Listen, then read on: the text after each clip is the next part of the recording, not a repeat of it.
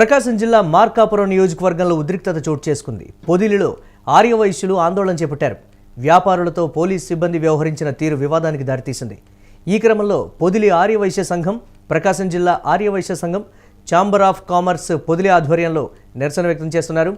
Lorry unload విషయంలో ఎరువుల వ్యాపారి యాదాల కోటేశ్వరరావు, ఆయన కుమారుడు అవినాష్ను పొదిలి పోలీసులు తీవ్రంగా కొట్టడాన్ని వారు ఖండిస్తున్నారు. ఈ దాడిని ఆర్యవైశ్యులపై దాడిగా పరిగణిస్తున్నామని స్పష్టం చేస్తున్నారు. అసలు మీ నాన్న ఎందుకు కొట్టాడు? అవి చెంప మీద కొట్టాడు.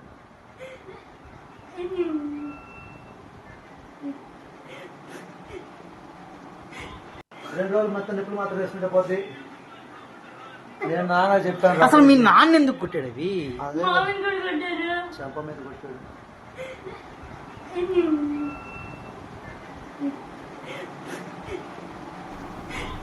రెండు రోజులు మొత్తం నిప్పులు మాత్రం వేసుకుంటే పోతే. డిసెంబర్ 24న సాయంత్రం యాదాల కోటేశ్వరరావు కుమారుడు యాదాల అవినాష్ పొదిలి మెయిన్ రోడ్డులోనే తమ షాప్ ముందు సరుకును దింపుతున్నారు. అందుకోసం లారీని షాప్ ముందర ఉంచారు.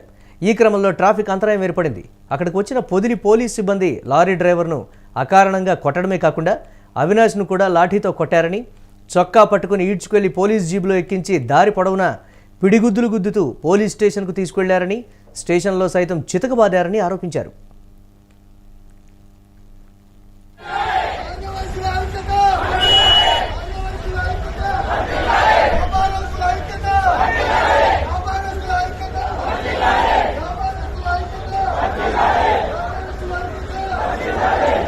షాపులు తీసుకున్నదట లేదు షాపులు లేదా?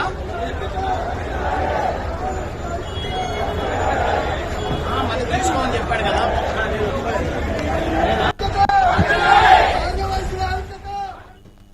కుమారుడి కోసం పోలీస్ స్టేషన్కు వచ్చిన కోటేశ్వరరావును సైతం పోలీస్ సిబ్బంది దబాయించడమే కాకుండా అసభ్య పదజాలంతో దూషిస్తూ చెంపదెబ్బలు కొట్టారని చెప్తున్నారు.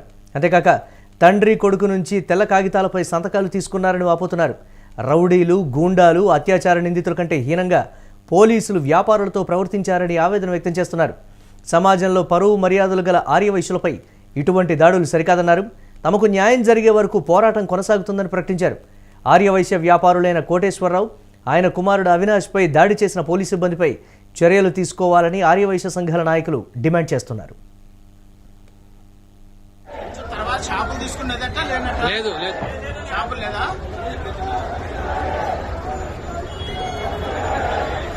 మళ్ళీ తీసుకోమని చెప్పాడు కదా.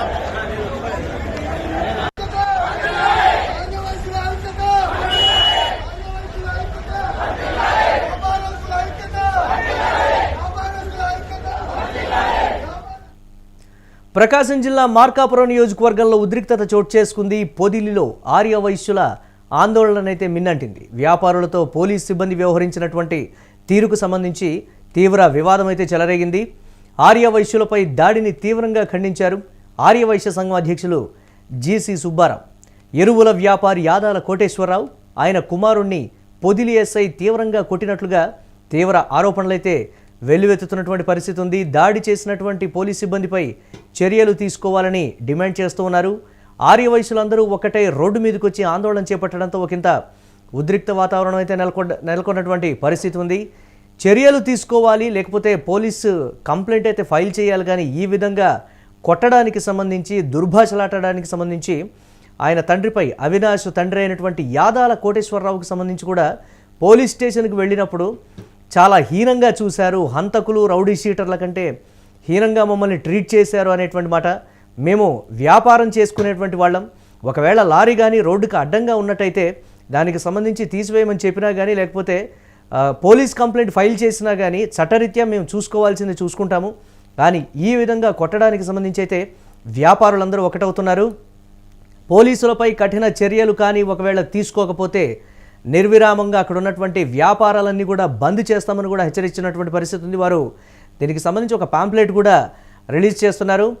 యాదాల కోటేశ్వరరావు గారి కుమారుడు అవినాష్ మెయిన్ రోడ్లో గల తమ ఎరువుల షాప్ ముందు సరుకు దిగుమతి నిమిత్తం లారీని నిలబెట్టి ఉండగా అది ట్రాఫిక్ అంతరాయం కలిగిందని నిర్దాక్షిణ్యంగా, అమానుషంగా పొదిలి ఎస్ఐ లారీ డ్రైవర్ను బాగా కొట్టి అంతటితో ఆగకుండా షాపు యజమాని అయినటువంటి అవినాష్ను కూడా దారుణంగా లాఠీతో కొట్టి అలాగే చొక్కా పట్టుకొని ఈడ్చుకొని పోలీస్ జీబులో ఎక్కించి దారి పొడవునా పిడిగుద్దులు గుద్దుతూ పొదిలి స్టేషన్కు తీసుకువెళ్లారు. అంతటితో ఆకుండా అవినాష్ను చితకబాదారు అనేటువంటి మాట. ఇది అవినాష్ అలాగే యాదాల కోటేశ్వరరావు మీద జరిగినటువంటి దాడి కాదు, మొత్తం ఆర్యవైశ్యుల మీద జరిగినటువంటి దాడిగా అభివర్ణిస్తూ మేము దీన్ని తీవ్రంగా పరిగణిస్తున్నాము. దీనికి సంబంధించి కూడా పోలీసు అధికారుల మీద చర్యలు తీసుకోకుంటే మేము ఈ ఆందోళనని ఉధృతం చేస్తామని కూడా హెచ్చరిస్తూ వారు విడుదల చేసినటువంటి పాంప్లెట్ని కూడా యూటీవీ స్క్రీన్ మీద ఎక్స్క్లూజివ్గా చూస్తున్నాం.